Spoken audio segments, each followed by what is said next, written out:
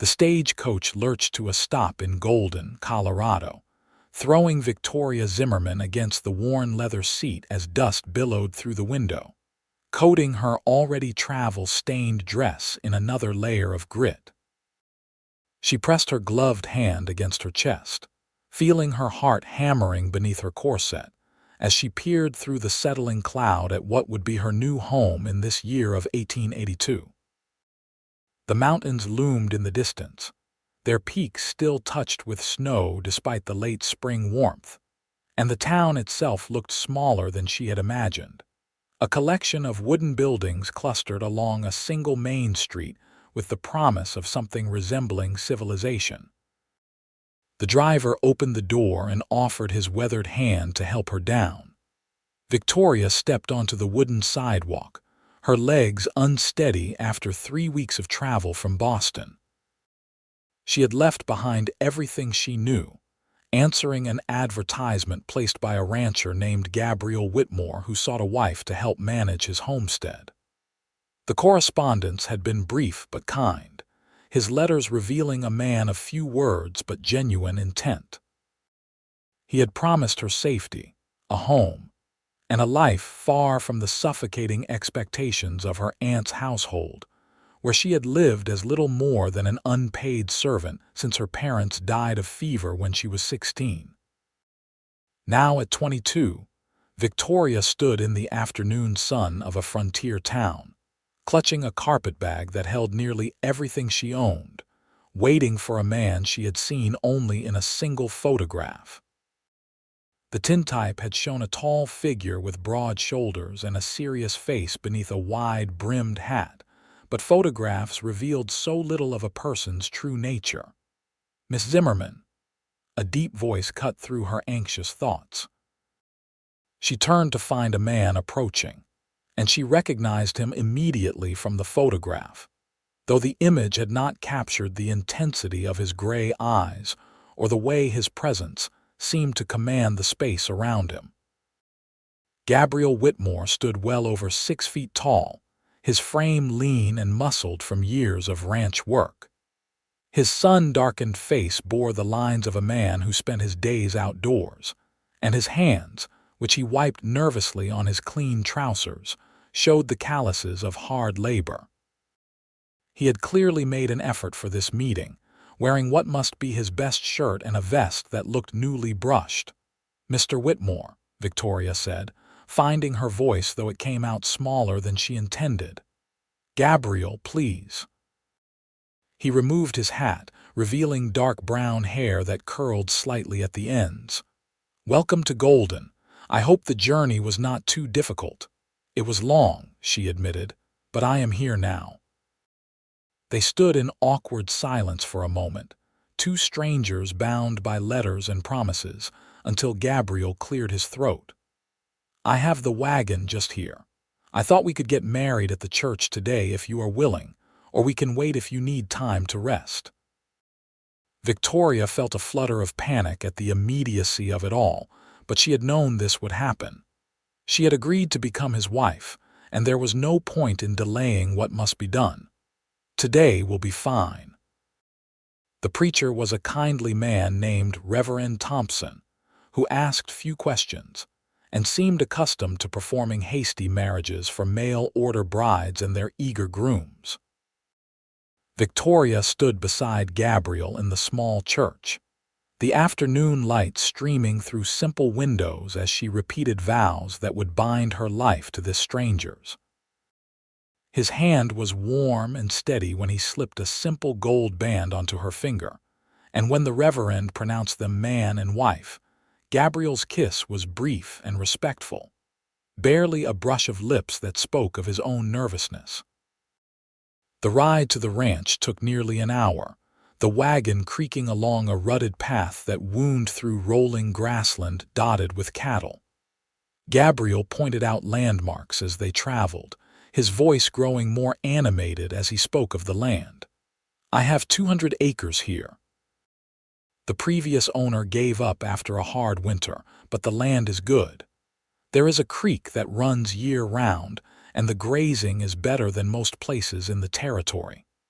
Victoria listened, trying to absorb everything while her mind spun with the reality of what she had done. She was married. This man beside her was her husband.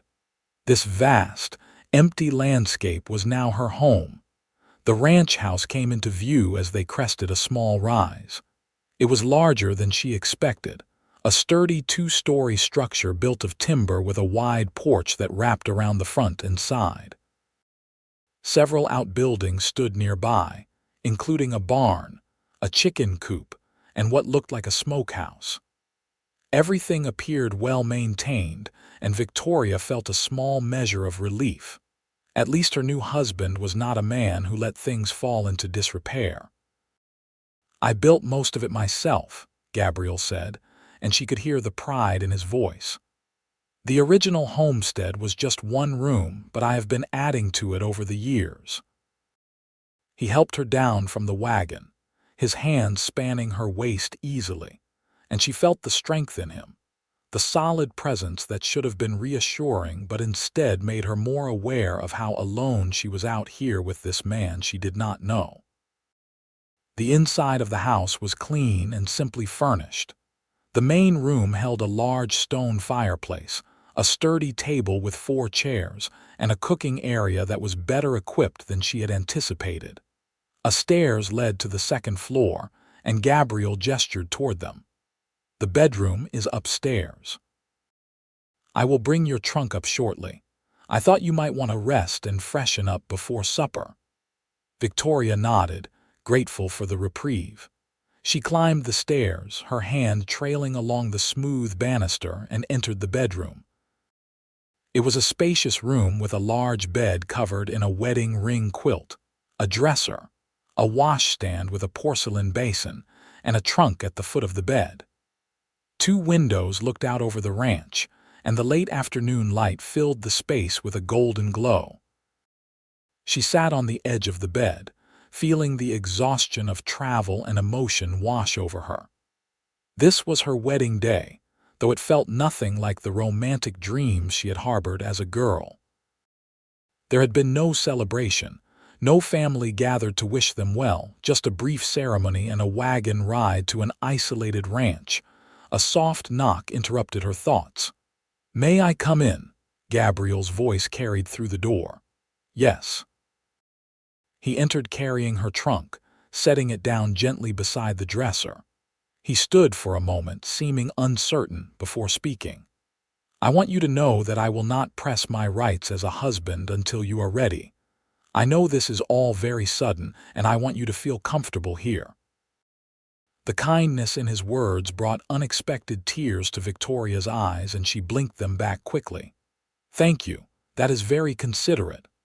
I will be downstairs preparing supper. Come down when you are ready." He left, closing the door softly behind him. Victoria washed her face in the basin, the cool water helping to clear her head. She changed into a fresh dress, brushed her hair, and pinned it back up before descending the stairs. The smell of cooking meat and coffee greeted her, and she found Gabriel at the stove, moving with the practiced ease of a man long accustomed to caring for himself. "Can I help?" she asked. "You can set the table if you like. Plates are in that cabinet there." They worked in companionable silence, and soon they were seated across from each other, eating a simple but hearty meal of fried steak, beans, and biscuits that Gabriel had made himself. The food was better than Victoria expected, and she said so, earning a slight smile from her new husband. "A man learns to cook when he lives alone," he said, "but I will admit it will be nice to share the work and the meals with someone." As they ate, Gabriel told her more about the ranch and the work that needed doing. He had a small herd of cattle, some chickens, 2 horses, and plans to expand the operation. He spoke of his dreams for the land, his voice growing passionate, and Victoria found herself drawn to this side of him, the man beneath the quiet exterior. After supper, she insisted on washing the dishes while Gabriel went out to check on the animals and secure the barn for the night. The kitchen window looked out over the yard, and she watched him move from building to building with purposeful strides, his tall figure silhouetted against the darkening sky. The sun was setting when he returned, painting the sky in shades of orange and pink that gradually deepened to purple. Victoria stood at the window, watching the colors fade, and she did not notice when the last light disappeared, and darkness fell completely. Then the panic hit her. Her breath came in short gasps as the familiar terror gripped her chest. The darkness pressed in from all sides, thick and suffocating, full of unseen threats and nameless fears. She gripped the edge of the counter, her knuckles white, trying to steady herself, but the fear was overwhelming, irrational, and absolute. Victoria. Gabriel's voice seemed to come from far away. Victoria, what is wrong? She could not answer, could not find words through the panic that threatened to pull her under. She felt his hands on her shoulders, gentle but firm, and then suddenly light blazed through the room. She gasped, drawing in deep breaths as the lamplight pushed back the darkness. Gabriel stood beside her, holding a lit lantern, concern etched across his features. "What happened? Are you ill?" "I am sorry," she managed, her voice shaking. "I am sorry. It is foolish, I know, but I cannot bear the darkness. I have been this way since I was a child." She expected him to mock her, or at least to show irritation at this weakness she should have mentioned in her letters. Instead, his expression softened with understanding. "There is nothing foolish about fear," he said quietly. "We all have something that troubles us. It has been this way since I was 7 years old. There was a fire at a neighbor's house, and my father helped fight it. I woke alone in the darkness to the smell of smoke and the sound of screaming. I could not find my way out of my room, and I thought the house was burning around me. It was only a few minutes before my mother came for me, but those minutes felt like hours. Ever since then, I cannot bear to be in complete darkness." Gabriel listened without interruption, and when she finished, he simply nodded. "Then we will keep the lamps burning. It is a simple enough thing. You do not mind. Why would I mind? Lamp oil is cheap enough, and if it brings you peace, then it is well worth it." He moved around the room, lighting 2 more lamps, filling the space with warm, golden light that chased away the shadows. "Is this better?" Victoria felt tears prick her eyes again at his simple acceptance. "Yes, thank you." That night, when they retired to separate rooms, Gabriel to a small room he had prepared for himself and Victoria to the main bedroom, she found that he had placed 3 lanterns around the room, all burning steadily. The light was soft enough not to be harsh, but bright enough to keep the darkness at bay. She lay in the large bed, watching the flames flicker in the glass chimneys, and felt something loosen in her chest that had been tight since she arrived. Perhaps this strange marriage could become something more than just an arrangement of convenience. The days began to take on a rhythm. Victoria woke with the dawn, prepared breakfast while Gabriel tended to the animals, and spent her days cleaning, mending, and learning the demands of ranch life. Gabriel proved to be a patient teacher, showing her how to gather eggs without disturbing the hens, how to churn butter, how to tend the vegetable garden he had planted behind the house. They talked more as the days passed, the awkwardness between them gradually easing. Gabriel spoke of his childhood in Missouri, of coming west after his parents died of cholera, of building this ranch from nothing with his own 2 hands. Victoria shared her own story of growing up in Boston, of the fever that took her parents and left her dependent on an aunt, who saw her as little more than free labor. "She wanted me to marry her neighbor, a man of 50 with 3 grown children," Victoria said one evening as they sat on the porch, watching the sunset.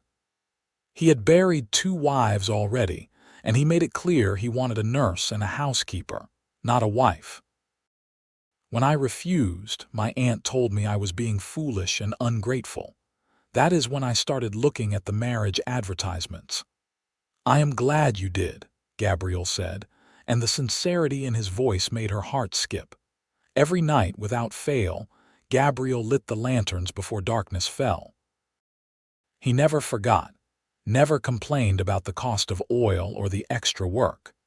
He simply made it part of his evening routine, moving through the house with sure steps, touching flame to wick until the rooms glowed with light. Victoria found herself watching him more and more, noticing the way his hair curled at his collar, the way his eyes crinkled when he smiled, the gentleness in his hands despite their strength. He was unfailingly kind to her, patient with her mistakes, and generous with his praise when she mastered a new skill. 3 weeks after her arrival, a storm rolled in from the mountains. Victoria was hanging laundry when she noticed the dark clouds building, and Gabriel came running from the barn. "We need to get everything secured. This looks like it will be a bad one." They worked together, bringing in the laundry, closing the shutters, making sure the animals were safely locked in the barn. The first drops of rain fell as they hurried back to the house, and within minutes, the storm was upon them in full force. Rain lashed against the windows, and thunder rolled across the sky like cannon fire. Victoria tried not to show her fear, but lightning split the sky with a crack that shook the house, and she flinched, crying out despite herself. Gabriel was beside her in an instant, his arm around her shoulders. "It is all right. The house is solid. We are safe here." Another crack of thunder, and the world outside lit up with brilliant white light. Then, just as suddenly, every lamp in the house went out, extinguished by the wind that forced its way through the cracks in the walls. Darkness fell like a heavy curtain, and Victoria felt the panic rise in her throat. She could not breathe, could not think, could only feel the terror that clutched at her with icy fingers. "Victoria, listen to me." Gabriel's voice was calm and steady in the darkness. "I am right here. I am going to light the lamps again. It will only take a moment." She heard him moving, heard the scratch of a match, and then blessed light bloomed as he lit the nearest lamp. He moved quickly through the house, relighting each one, and Victoria stood frozen in place, her arms wrapped around herself, trying to control her shaking. When all the lamps were lit again, Gabriel returned to her side. Without thinking, Victoria turned into him, burying her face against his chest as the sobs she had been holding back finally broke free. His arms came around her, strong and protective, and he held her close, one hand stroking her hair. "I have you," he murmured. "You are safe. I will not let the darkness take you." They stood that way for a long time, the storm raging outside while inside, wrapped in Gabriel's embrace, Victoria felt safer than she had in years. When her tears finally subsided, she pulled back slightly, looking up at him. "I am sorry. I should not be such a coward." "You are not a coward." His hand came up to cup her face, his thumb wiping away the last of her tears. "You are one of the bravest women I have ever met. You left everything you knew to come to a strange place and marry a man you had never met. That takes courage." His eyes were so kind, so warm, and Victoria felt something shift inside her. This was not just gratitude she felt, not just relief at finding a safe haven. This was something deeper, something that made her heart race and her breath catch. "Gabriel," she whispered, and then his lips were on hers. The kiss was nothing like the brief peck they had shared at their wedding. This was real and deep and full of the emotion that had been building between them over these weeks. His arms tightened around her, and Victoria's hands came up to grip his shirt, holding him close as the kiss went on and on. When they finally broke apart, both breathless, Gabriel rested his forehead against hers. "I have been wanting to do that for days," he admitted, "but I promised I would wait until you were ready." "I am ready," Victoria said, and she meant it. "I am ready for all of it." That night, Gabriel carried her up the stairs to their bedroom, the bedroom that would now truly be theirs. He was gentle and patient, taking his time, making sure she felt only pleasure and never pain. The lanterns burned around them, casting their glow over skin and sheets, and Victoria discovered that marriage could be something beautiful and sacred when shared with the right person. Afterward, as they lay tangled together, Gabriel traced lazy patterns on her shoulder. "I think I started falling in love with you the moment I saw you step off that stagecoach," he confessed. "You looked so small and scared, but you held your head high. You were trying so hard to be brave." "I was terrified," Victoria admitted. "But then I met you and you were so kind. Every day I find myself caring for you more. Every night when you light those lanterns, I fall a little deeper in love with you." He kissed her forehead. "Then I will light lanterns for you every night for the rest of our lives." As spring turned to summer, their love deepened. Victoria threw herself into making the ranch house a true home, sewing curtains for the windows, planting flowers around the porch, filling the rooms with small touches that spoke of care and permanence. Gabriel taught her to ride, first on his gentle mare, and then on a spirited gelding he bought for her at the market in Denver. They rode together in the evening sometimes, across the grassland that rolled away toward the mountains. Victoria discovered she loved the freedom of it, the wind in her hair and the powerful animal beneath her responding to her commands. Gabriel would watch her with such pride and love in his eyes that it made her heart swell. The ranch prospered under their combined efforts. The garden yielded vegetables in abundance, and Victoria learned to preserve them for the winter. The chickens laid well, and she sold eggs in town every week, using the money to buy small luxuries for the house. Gabriel's cattle herd grew, and he hired 2 ranch hands to help with the work, young men named Tom and Billy who lived in the bunkhouse and took their meals at the main house. Victoria enjoyed cooking for the crew, and the kitchen became a warm, lively place filled with conversation and laughter. Tom, barely 18 and away from home for the first time, treated her with a shy reverence that amused Gabriel. Billy, older and more experienced, proved to be a skilled guitar player, and summer evenings often ended with music on the porch, Victoria sitting close to Gabriel's side as the simple melodies drifted across the prairie. In late July, neighbors from the surrounding ranches gathered for a barn dance in town.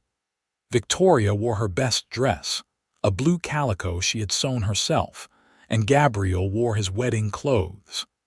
They drove the wagon into Golden as the sun set, and Victoria felt a thrill of excitement. She had not attended any social gatherings since her arrival, too busy with the work of settling into her new life. The dance was held in a large barn that had been swept clean and decorated with lanterns and wildflowers. Families came from miles around, eager for the chance to socialize and celebrate the good weather and successful season. Victoria met other ranch wives who welcomed her warmly, and she found herself part of a community in a way she had never experienced in Boston, where her aunt had kept her isolated and under strict control. Gabriel proved to be a surprisingly good dancer, guiding her through reels and waltzes with confidence. "My mother taught me," he explained when she commented on his skill. "She said any gentleman should know how to dance." As the evening wore on and Victoria grew tired, they stepped outside for fresh air. The night was warm and clear, the stars brilliant overhead. Gabriel pulled her close and they swayed together to the muted music drifting from the barn. "Are you happy here?" he asked softly. "Happier than I have ever been," Victoria replied honestly. "I never imagined that answering that advertisement would lead to this. I thought I would have a roof over my head and work to do, but I never expected to find love." "Neither did I," Gabriel admitted. I thought I would have a wife to help run the ranch, someone to ease the loneliness. But you have given me so much more than that. You have given me a reason to build something lasting, a future worth working toward." They kissed under the stars, and Victoria felt her love for him swell until it seemed her chest could not possibly contain it all. As summer faded into fall, Victoria began to notice changes in her body. Her monthly courses ceased, and she felt tired in a way that no amount of rest seemed to cure. When she began feeling ill in the mornings, she realized with a mix of joy and trepidation that she was carrying Gabriel's child. She told him one evening after supper, unable to keep the secret any longer. Gabriel's face went through a series of expressions, shock, wonder, and then pure joy before he swept her into his arms and spun her around the kitchen. "A baby," he kept saying. "We are going to have a baby." "You are pleased?" Victoria asked, though his reaction left little doubt. "Pleased?" "Victoria, I am overjoyed. This is everything I have ever wanted." He set her down gently as though she were made of glass. "You must rest more. No more heavy lifting. I will hire someone to help with the housework." Victoria laughed at his sudden protectiveness, but she loved him for it. "I am not an invalid, Gabriel. Women have been having babies since the beginning of time." But Gabriel insisted on treating her with extra care, and Victoria found she did not mind his attention. He was constantly asking if she needed anything, if she felt well, if she was comfortable. At night, he would rest his hand on her belly, talking to the child they had created, telling stories of the ranch and the life they would share.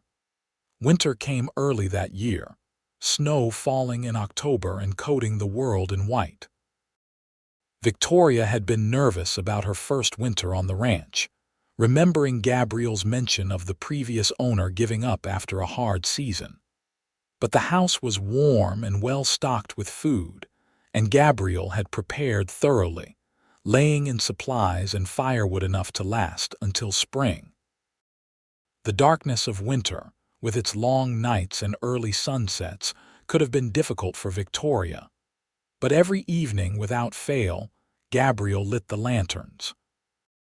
Sometimes, when the wind howled outside and snow piled high against the walls, he would light extra lamps, filling the house with so much light that it seemed to hold back winter itself. On Christmas Eve, as they sat before the fire with Victoria's belly now visibly rounded with child, Gabriel presented her with a gift. She unwrapped it to find a beautiful lantern, made of brass with panels of colored glass that cast rainbow patterns when lit. "I had it made special in Denver," Gabriel explained. "I thought it could go in the nursery, so our child will never have to fear the dark either." Victoria cried, overwhelmed by his thoughtfulness, by the life they had built together, by the miracle of the family they were creating. "I love you," she said. "I love you so much it frightens me sometimes." "Do not be frightened," Gabriel said, pulling her close. "I will always be here, keeping the lights burning for you." Spring returned, melting the snow and painting the prairie with wildflowers.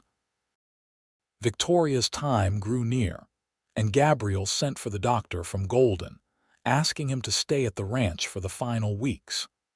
Dr. Harrison was a gruff but kind man who had delivered half the babies in the territory, and his presence eased some of Gabriel's anxiety. On a warm April evening, Victoria's labor began. Gabriel paced the downstairs while Dr. Harrison attended her, refusing to leave the house despite the doctor's suggestion that he might be more comfortable in the barn. Every cry from upstairs made Gabriel flinch, and he lit lamp after lamp until the entire house blazed with light. "She is afraid of the dark," he kept saying to Tom and Billy, who had come to offer support. "She cannot be in darkness." "We know, boss," Tom said gently. "You have told us." The house is lit up like the sun. As dawn broke over the mountains, painting the sky in shades of pink and gold, a new sound joined the symphony of morning, the strong, clear cry of a newborn baby. Gabriel took the stairs 3 at a time, bursting into the bedroom to find Dr. Harrison cleaning a squalling infant while Victoria lay exhausted but smiling against the pillows. "You have a son," the doctor announced. "A healthy, lusty boy." Gabriel moved to Victoria's side, taking her hand and pressing it to his lips. "Are you all right?" "I am perfect," she whispered. "Look at him, Gabriel. Look at what we made." Dr. Harrison placed the baby in Gabriel's arms, and Victoria watched her strong, capable husband transform into someone tender and awed, holding his son with infinite care. The baby had stopped crying and was looking up at his father with unfocused dark eyes. "He is perfect," Gabriel breathed. "Absolutely perfect." They named him Henry after Gabriel's father, and he proved to be a good baby, healthy and strong with his father's dark hair and his mother's delicate features. Gabriel was a devoted father, spending every spare moment with his son, and Victoria often found them together in the nursery. Gabriel telling Henry stories while the colored glass lantern cast its dancing lights across the walls. Life fell into a new rhythm, busier now with a child to care for, but richer too. Victoria had never imagined she could be this happy, this fulfilled. She had come west expecting duty and work, and instead had found love, family, and a home that felt more real than any place she had ever lived. 2 years passed in a blur of growth and change. Henry learned to walk, then to run, his delighted laughter filling the house as he chased after the barn cats and tried to help his father with the chores. The ranch continued to prosper, and Gabriel bought more land, expanding their holdings until they had one of the largest spreads in the territory. Victoria discovered she was pregnant again, and this time the news was met with excitement rather than surprise. Henry would have a sibling, someone to grow up with and share the wide open spaces of their mountain home. Their daughter was born in late fall, timing her arrival perfectly between the harvest and the worst of winter. They named her Rose, and she proved to be a calm, peaceful baby who rarely cried and seemed content to simply observe the world around her with wide, curious eyes. Gabriel doted on both his children, but there was something special about the way he looked at his daughter, a fierce protectiveness that made Victoria's heart swell. And every night, he made his rounds, lighting lanterns in every room, ensuring that his wife would never have to face the darkness she feared. As the children grew, they never questioned why their house was always filled with light, even in the depths of night.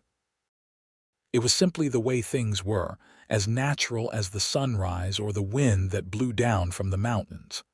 Henry, when he was old enough to understand, asked his mother about it once. "Why do we keep so many lamps burning, Mama?" Victoria pulled her son onto her lap, smoothing his dark hair. "Because when I was a little girl, I was scared by the dark, and it has frightened me ever since. Your father keeps the lamps burning so I feel safe." "Does Papa love you very much?" Henry asked with the simple directness of childhood. "Yes, he does, and I love him just as much." Henry seemed to consider this. "When I grow up and get married, I will keep lamps burning for my wife too if she needs them." Victoria hugged him close, blinking back tears. "You are going to be a wonderful husband someday." The years continued to pass, marked by the changing seasons and the milestones of their children's lives. Henry grew into a tall, serious boy who followed his father everywhere, learning the ways of the ranch with eager dedication. Rose proved to be artistic and gentle, spending hours drawing pictures of the animals and the mountains, filling the house with her creations.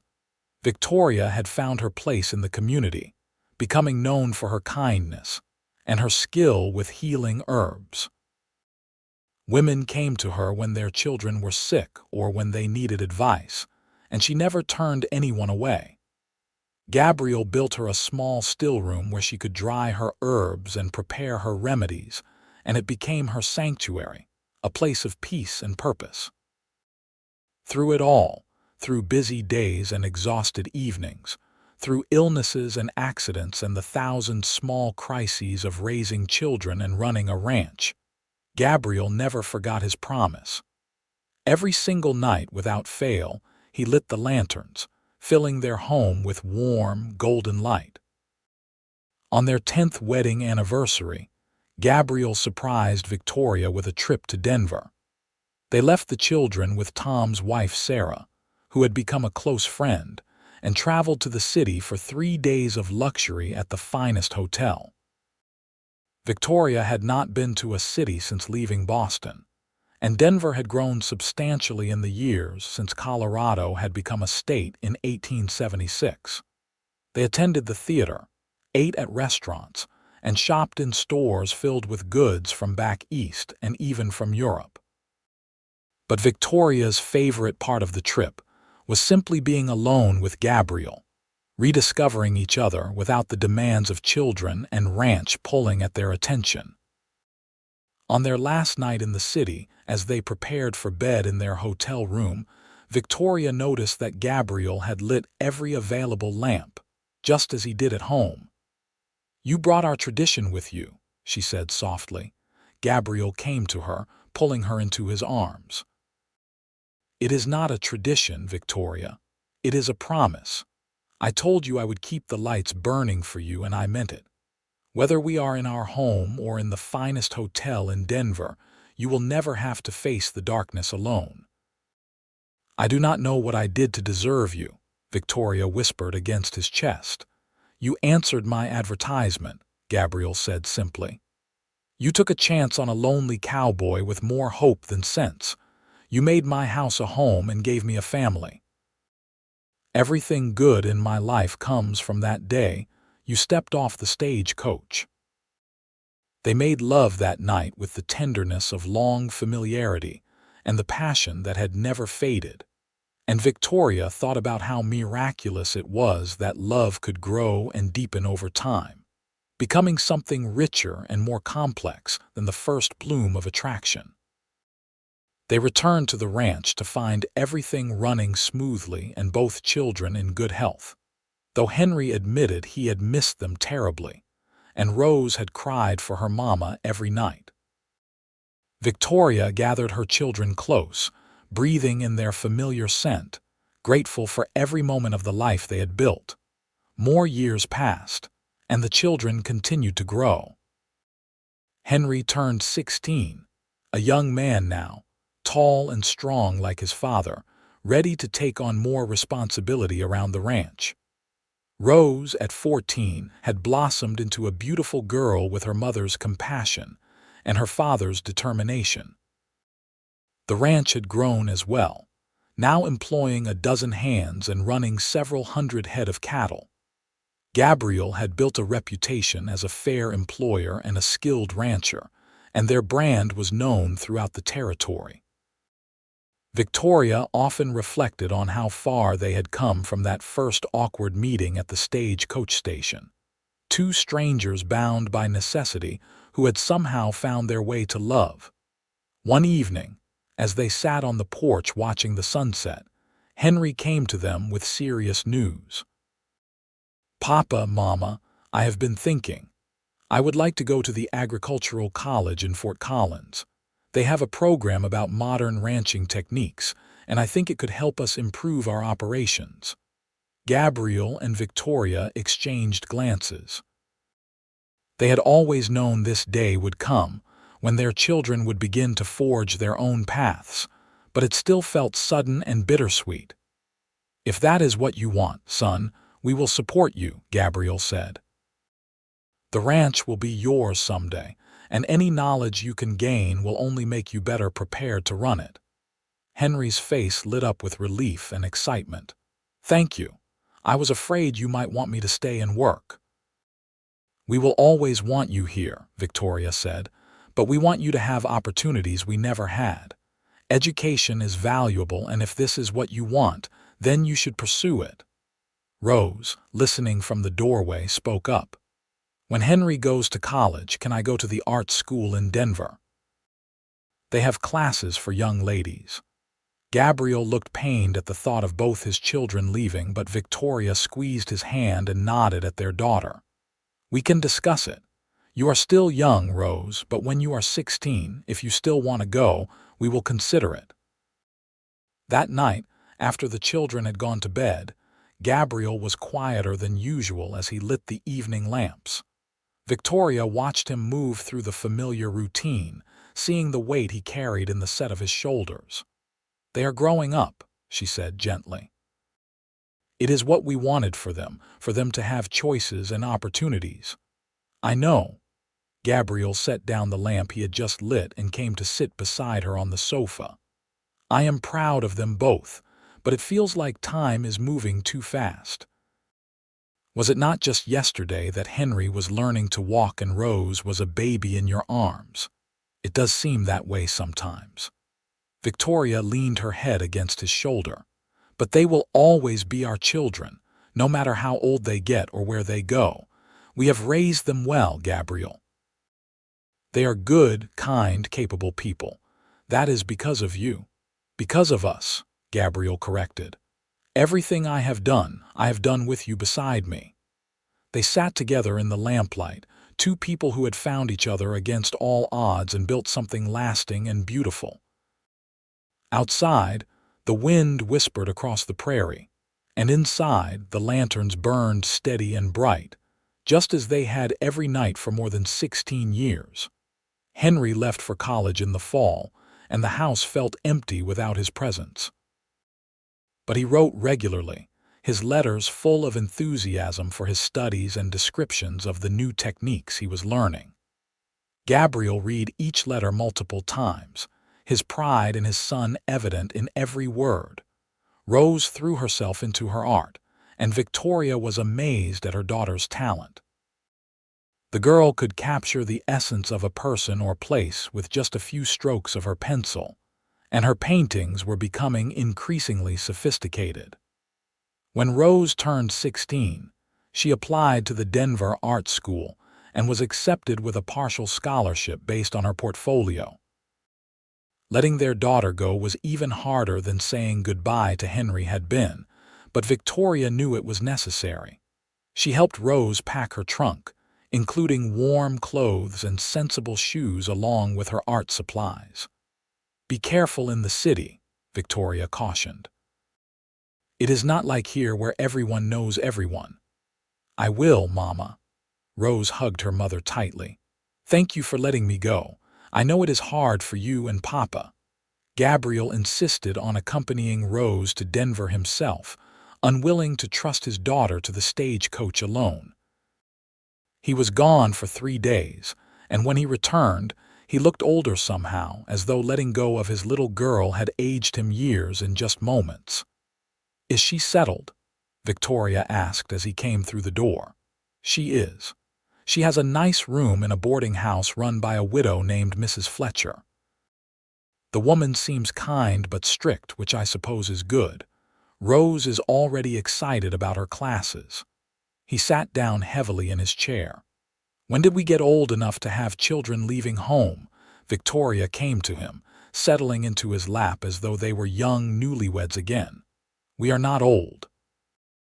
We are in the prime of our lives with years ahead of us still, and now we have something we have not had in 18 years. What is that? Time alone together. Just you and me, like it was in the beginning. Gabriel's arms came around her, and he smiled for the first time since Rose had left. I suppose there is something to be said for that. They rediscovered each other in those months when the children were away. They took long rides together across the ranch, stayed up late talking by the fire, and made love in the afternoon sunlight without worrying about children interrupting. It was a different kind of happiness than they had known before, quieter and more contemplative, but no less precious. Henry came home for Christmas, full of new ideas and eager to share everything he had learned. Rose arrived 2 days later, her portfolio bulging with new work. The house came alive again with their laughter and their stories, and Victoria realized how much she had missed the noise and chaos of a full household. On Christmas morning, they gathered around the tree Gabriel had cut from the mountainside, and Victoria looked at her family, so beautiful and beloved, and felt her heart overflow with gratitude. Gabriel caught her eye and smiled, and she knew he felt it too, the weight and wonder of all they had built together. The children returned to their schools after the holidays, and life settled back into its quieter rhythm.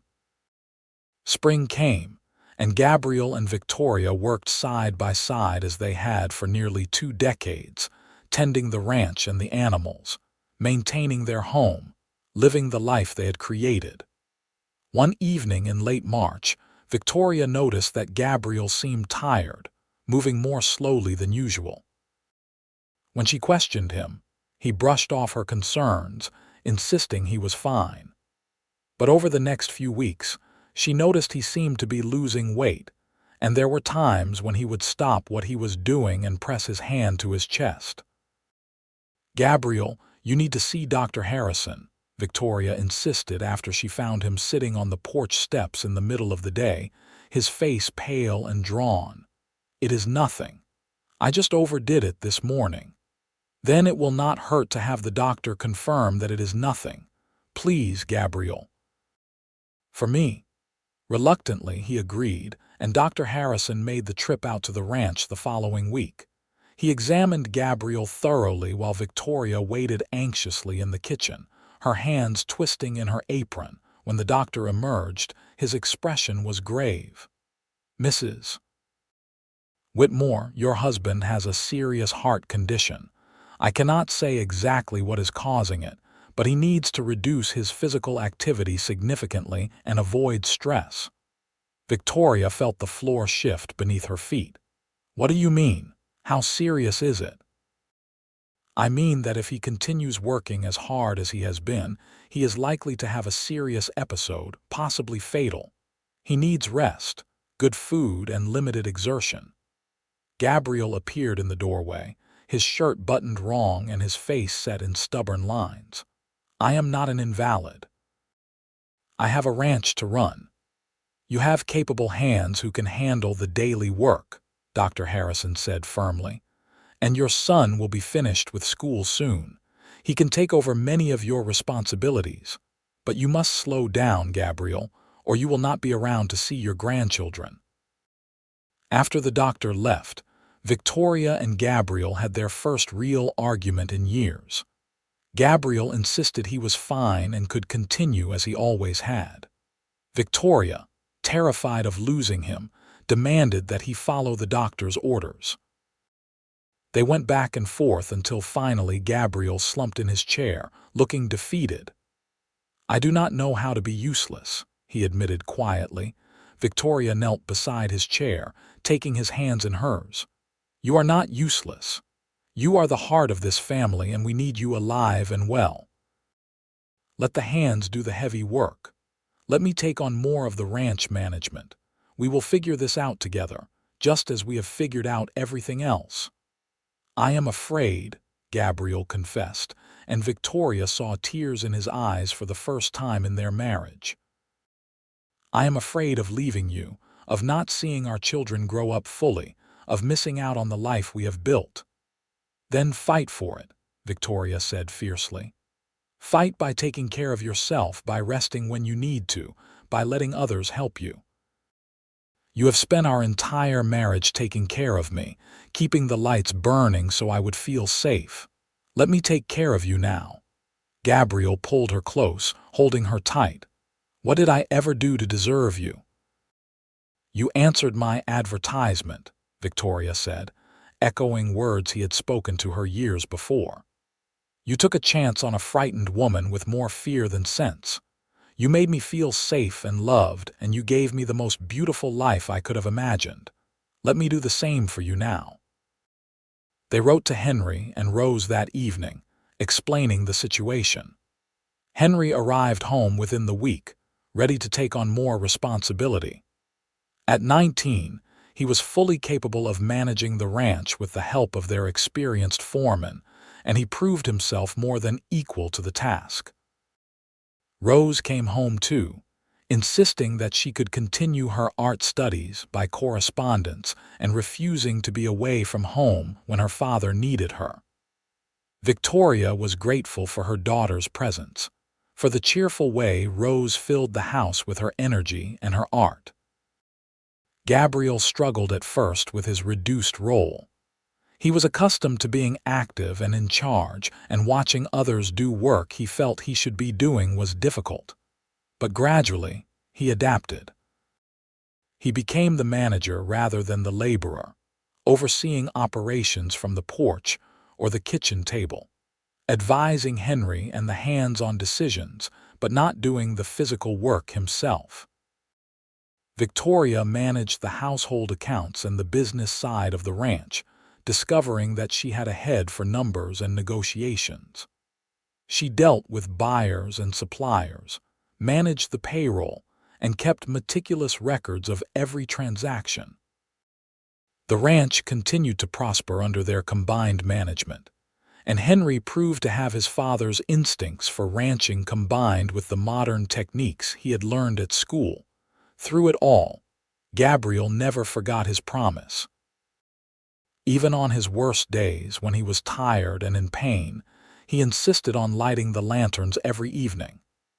If he was too weak to manage it himself, he would ask Henry or Rose to do it, but he made sure it was done, ensuring that Victoria never had to face the darkness she feared. "You should rest and let me light them," Victoria told him one evening.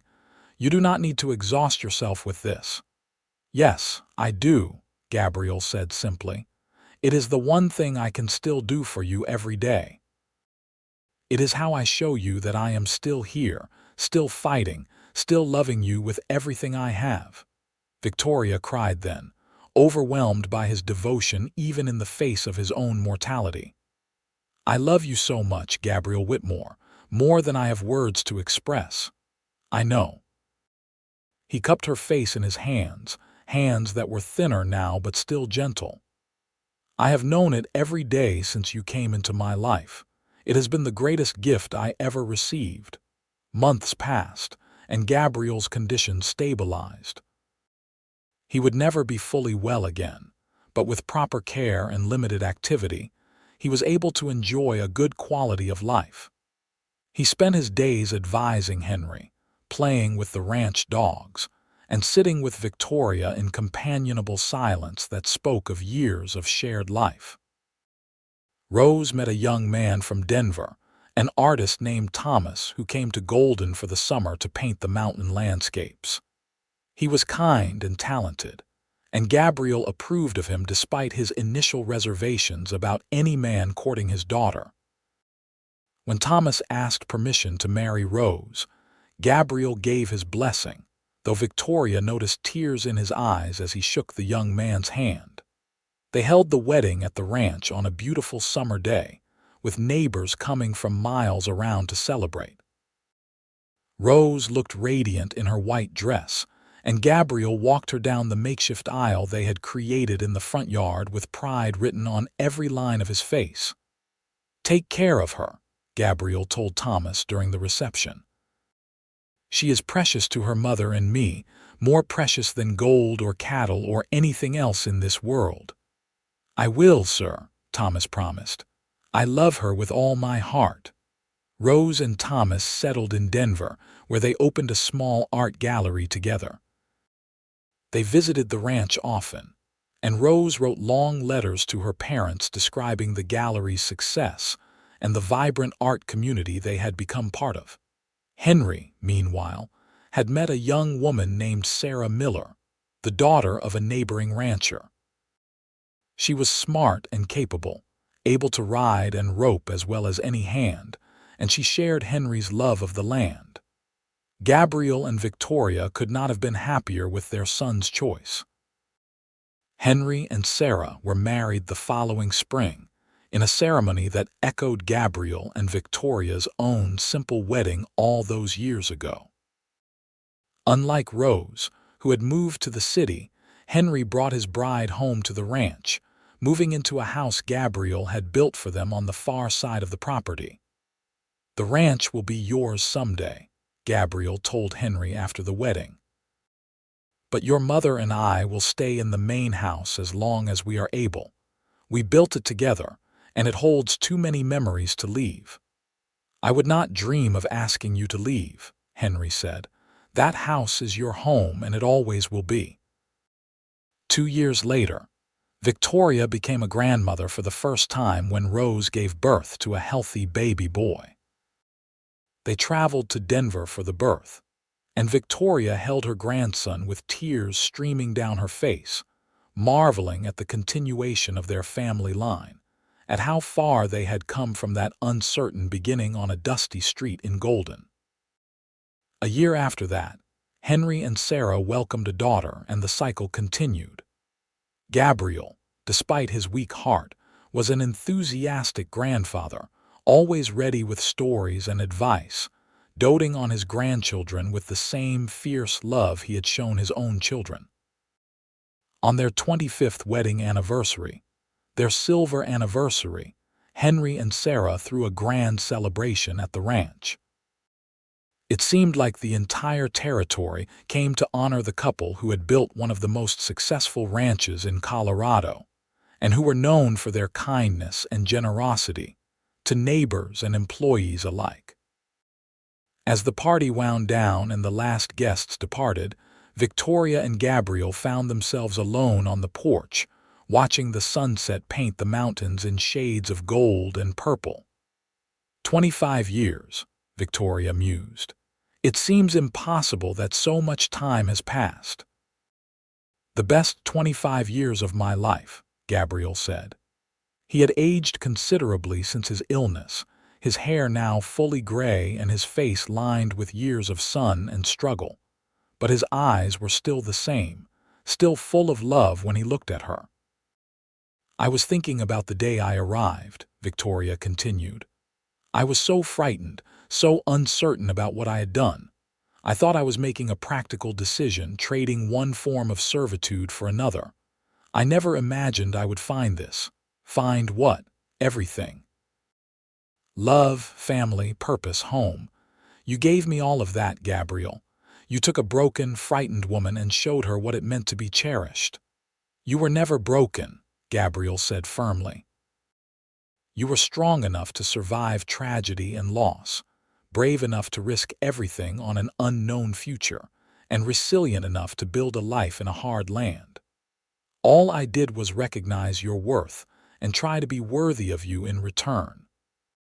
They sat together as darkness fell, and Gabriel slowly and carefully lit the lanterns, just as he had done every night for 25 years.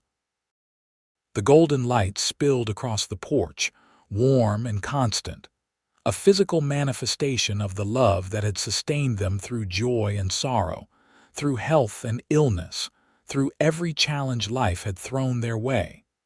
"Thank you," Victoria whispered as Gabriel settled back beside her. "For every light you have ever lit, for every night you have kept the darkness away. Thank you for loving me enough to never forget." "It was never a burden," Gabriel said, pulling her close. "It was always my privilege." 5 more years passed, years filled with grandchildren's laughter and the steady work of the ranch. Gabriel's health remained stable, though he was increasingly frail. He spent most of his days in a chair on the porch, watching the life of the ranch continue around him, offering advice when asked, but content to let the younger generation take the lead. Victoria remained strong and capable, managing the household and helping Henry and Sarah with the business side of the ranch. She had become a beloved figure in the community, known for her healing skills and her kind heart. Women still came to her with their problems and their pains, and she never turned anyone away. Rose and Thomas now had 3 children, and they made regular trips back to the ranch, their visits full of noise and joy. Henry and Sarah had given Gabriel and Victoria 4 grandchildren in total, all healthy and strong, all growing up with the same love of the land that had sustained their grandfather. On a warm June evening, as they celebrated Gabriel's 57th birthday, surrounded by children and grandchildren, Victoria looked around the table and felt her heart swell with gratitude. This was what they had built together, this legacy of love and family that would continue long after they were gone. That night, after everyone had gone to bed and the house was quiet, Gabriel made his rounds with the lanterns. Victoria noticed he was moving more slowly than usual, pausing frequently to catch his breath, but he refused her offer of help. "I can still do this much," he said gently. "Let me have this, Victoria." She watched him move from lamp to lamp, the ritual so deeply ingrained that he could probably do it in his sleep.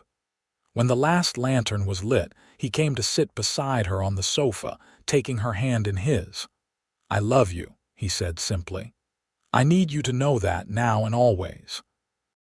Loving you has been the greatest joy and the deepest privilege of my life." "Why are you talking like you are saying goodbye?" Victoria asked, fear clutching at her heart. "Because I feel it, my love. I feel my time running short. I do not know if it will be days or weeks or months, but I wanted to make sure you knew. I wanted to tell you while I still had the chance." Victoria gripped his hand tightly, tears streaming down her face. "I cannot lose you. I do not know how to be in this world without you. You are stronger than you know. You were strong when you came to me, and you have only grown stronger over the years. You will grieve, as I would grieve if I lost you, but you will go on. You will continue to love our children and grandchildren, to care for this ranch we built together, to be the incredible woman you have always been." "It is not fair," Victoria whispered. "We should have more time." "We have had 30 years, Gabriel said. 30 beautiful, miraculous years that I never expected to have. Not everyone gets that, Victoria. We have been blessed beyond measure." They sat together long into the night, holding each other, memorizing the feel of being close, storing up memories against the separation they both knew was coming. Gabriel lasted another 3 months. He spent them surrounded by family, weak but content, each day a gift he accepted with grace. He told stories to his grandchildren, advised Henry on ranch matters, and spent quiet hours with Victoria, sometimes talking, sometimes just sitting together in the golden lamplight. On a cool September evening, with Victoria at his side and all their children gathered in the room, Gabriel Whitmore drew his last breath. His death was peaceful, a gentle fading rather than a violent end, and Victoria held him close as he slipped away, whispering her love into his ear until the very last moment. The grief was overwhelming, a physical pain that threatened to pull her under. Victoria moved through the next days in a daze, accepting condolences from what seemed like the entire territory, as they came to pay their respects to a man who had been widely loved and admired. They buried him on a hill overlooking the ranch, with a simple stone that bore his name and the dates of his birth and death, along with a simple inscription that Victoria had chosen. He kept the lights burning. After the funeral, after the last guests had departed and the house fell quiet, Victoria climbed the stairs to their bedroom. Henry had lit the lanterns before leaving, continuing his father's tradition, and the room glowed with familiar warmth. Victoria sat on the bed they had shared for 30 years and let herself break, sobbing with a grief that shook her entire body. She cried for the man she had loved, for the future they would not share, for all the days and nights that stretched ahead without him. But even in her grief, she noticed the light. The lanterns burned steady and bright, keeping the darkness at bay, and she realized that Gabriel's love had not left with his death. It remained in the home they had built, in the children they had raised, in the land they had nurtured together. It remained in the simple act of lighting lanterns, a gesture of love that would continue as long as she needed it. The months that followed were difficult. Victoria learned to live with the constant ache of Gabriel's absence, the way simple things would suddenly remind her of him and bring fresh tears. But she also discovered that Gabriel had been right. She was strong enough to continue. She threw herself into ranch work, helping Henry manage the growing operation. She spent time with her grandchildren, passing on stories of their grandfather so they would remember the man who had loved them so dearly. She continued her healing work, finding purpose in helping others. And every night, without fail, someone lit the lanterns. Sometimes it was Henry or Sarah, sometimes it was Rose when she visited, sometimes Victoria did it herself. But the lights were never allowed to go out and the darkness was never allowed to win. 5 years after Gabriel's death, Victoria sat on the porch watching the sunset, a shawl wrapped around her shoulders against the evening chill. At 62, she was still strong and capable, her hair silver now but her mind sharp and her heart, though scarred by loss, still able to feel joy. Henry came to sit beside her, his own children playing in the yard with his younger siblings, a tangle of cousins and laughter. "Are you all right, Mama?" he asked, concern in his voice. "I am," Victoria said, and she meant it. "I was just thinking about your father, about how much he would have loved to see this, to see our family growing and thriving." "He knew," Henry said confidently. "He knew what we would build on the foundation he laid. That is why he worked so hard to teach me everything he knew, why he made sure the ranch was secure before he died. He knew we would continue his legacy." "We have we not?" Victoria said softly. "We have honored his memory." "More than that," Henry said. "We have lived the values he taught us. Kindness, hard work, devotion to family. That is his real legacy, not just the land or the cattle." As darkness fell, Henry stood and began lighting the lanterns, continuing the tradition his father had started more than 35 years before. Victoria watched him move through the familiar ritual, and she felt Gabriel's presence so strongly it was as though he were standing beside her. "I miss you," she whispered into the gathering dusk. "Every day I miss you, but I am all right, just as you said I would be. We are all right, because of the love you gave us." The wind carried her words away, out across the prairie and up toward the mountains, and Victoria imagined them finding their way to wherever Gabriel waited. She imagined him smiling, satisfied that his family was well and happy, proud of all they had accomplished. Victoria lived another 20 years, watching her grandchildren grow and have children of their own, seeing the ranch expand and prosper beyond anything she and Gabriel could have imagined when they started with just 200 acres and a dream. She lived to see Colorado grow from a rough frontier territory into a thriving state, to see Golden transform from a small mining town into a prosperous community. Through all those years, the lanterns burned. The tradition Gabriel had started continued, passed down through generations, becoming part of the family story. Great-grandchildren who had never known Gabriel Whitmore still knew the story of how he had kept the lights burning every night for the woman he loved. And they understood that love was not just words or feelings, but actions taken every day without fail.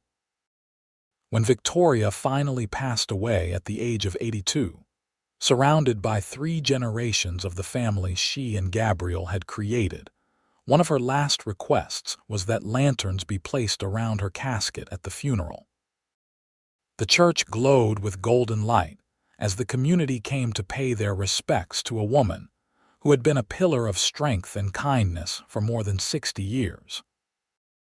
They buried her beside Gabriel on the hill overlooking the ranch, and as the sun set on that autumn day, someone lit lanterns all along the path leading up to the graves. The lights burned through the night, a final tribute to a love that had transcended time and death, a love that had built something lasting and beautiful. The ranch continued, passed down through Henry to his children and eventually to his grandchildren. The main house, which Gabriel had built and Victoria had made into a home, stood strong for over 100 years, eventually becoming a treasured family landmark. And though the generations that followed never knew Gabriel and Victoria personally, they knew their story, the tale of the mail-order bride who was afraid of the dark and the cowboy who kept a lantern burning every night for her. It became a legend in the family, a reminder of what true love looked like.